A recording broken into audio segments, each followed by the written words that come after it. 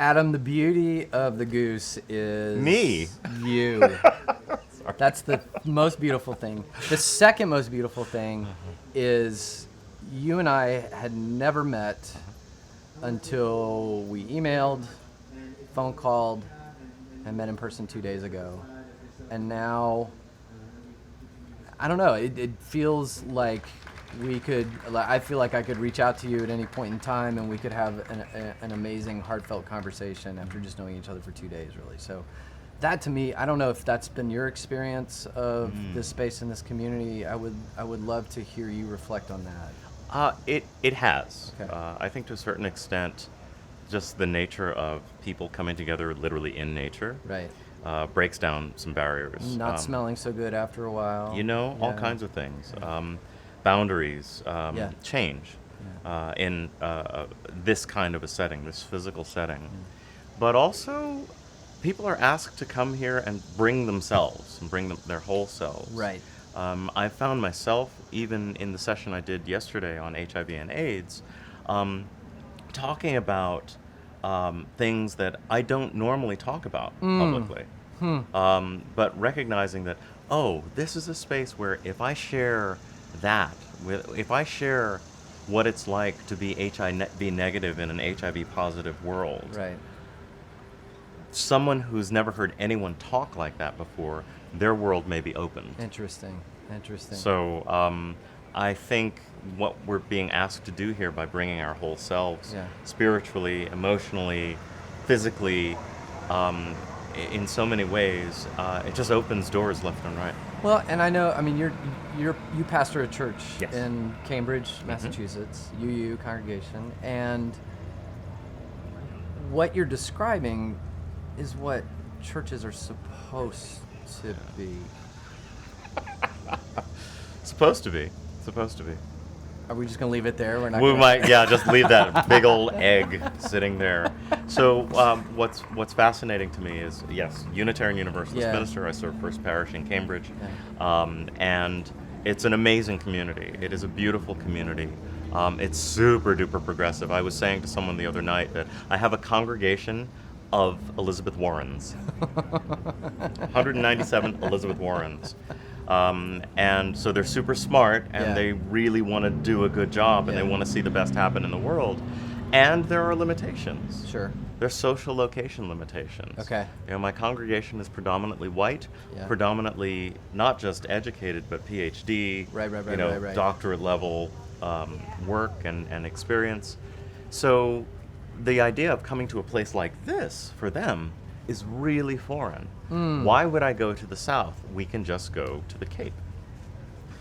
Why would I come to the mountains of North Carolina? We've got New Hampshire. Yeah. Why would you come? Because you might learn something about yourself spiritually and how you fit in the rest of the world.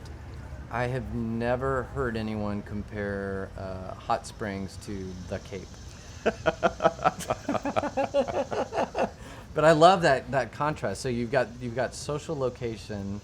There's also, and I mean, I have for many years in many different contexts been a church pastor in the Presbyterian Church USA context, and had very many lovely experiences.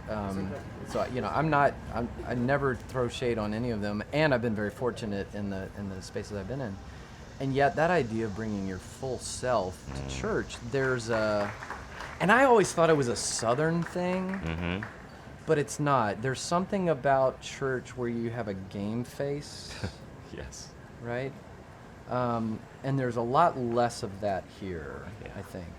So how can we take this, the good stuff that's here, and bring it back to the congregational context? What can we do to cultivate that? I think that what we need to actually have a strategy. If we might consider the idea of having kind of wild goose ambassadors, if you will, people who have been experienced with the goose, who've been in it, could be board members, could be just leaders in community who've been here on a regular basis, volunteers, those folks who are willing then to take what the goose is back to their local communities, to approach their local communities, not to say, let's replicate this, but that they're going to show up in their communities the same way that they show up at Wild Goose.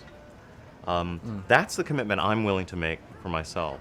Right. And you are on the board of Wild am Goose, on the so board. yeah, I so am you're on the in a board. position where that may happen. So I'm sorry, I just wanted That's to point okay. that out. Yeah. I come here to Wild Goose and I get to revisit my Jesus. I get to revisit my Christian roots. I get to revisit all those things that not only I grew up with, but that I do still return to within my own personal theology. Sure. And so now I'm saying to myself, okay, your order of business is to be able to bring that wholeness of yourself back to a Unitarian Universalist pulpit. Yeah. And tell them, don't shame me for bringing up Jesus in the middle of a superhumanist setting. Yeah. Because I'm going to do it with love in my heart, and I'm not going to do it in a way to make you to juxtapose the two against each other. Well, and that is the gift and the challenge of the UU context is you've got, and I'm such a newbie at this stuff, the Unitarian and Universalist worlds coming together. From where I sit, it's like, oh, that makes all the sense in the world. But at the time, those are very different contexts. Yes. One is about kind of salvation context, the other is about divinity, right? Yeah. So there are many spaces in which bringing up Jesus in a UU context is a radical act. Can be. Absolutely. So I think what you're suggesting in some ways could be perhaps like almost like a workshop model of Wild Goose. Would that be one model of it? I don't know if I want to go even that far. Okay. I think it is how you show up. Okay. When I'll give you a very physical, tangible example. When I was called as the minister at First Parish in Cambridge, I hadn't worn earrings for a good 10 years, although my ears have been pierced since I was 20. Yeah. I hadn't worn earrings. And I said to myself, I would like my earrings back. Because it represents something to me that a commitment I made to myself in college about who I was in terms of gender and sexuality. And I think it's important for people to know that. So I'm putting the earrings back in. And I haven't taken them out since. So I show up with that. It's an invitation to conversation. If someone wants to know something about me and my sexuality background, you just actually have to ask about my ears. Right. Tell me about your earrings. Well, here you go. Yeah. But I bring my whole self. I think that's very helpful because for me, there's a parallel in the world of evangelism. Where evangelism for the Wild Goose context would be people going home and saying, you got to come with me to Wild Goose next year. What you're painting sounds a lot more to me like the missional approach, taking the secret sauce with you where you go so that it becomes its own. And every time they taste it, they're like, oh, what's that? It's delicious. I want some more. And I can tell them, well, you can get more if you come to Wild Goose. Wow. So it's a missional with a little evangelical tease. I'm thinking about that sauce down at, yeah. Oh, yeah. What is it? It's the, oh my gosh, I can't remember the name of the sauce. This is terrible. Which product placement? At Tasanka?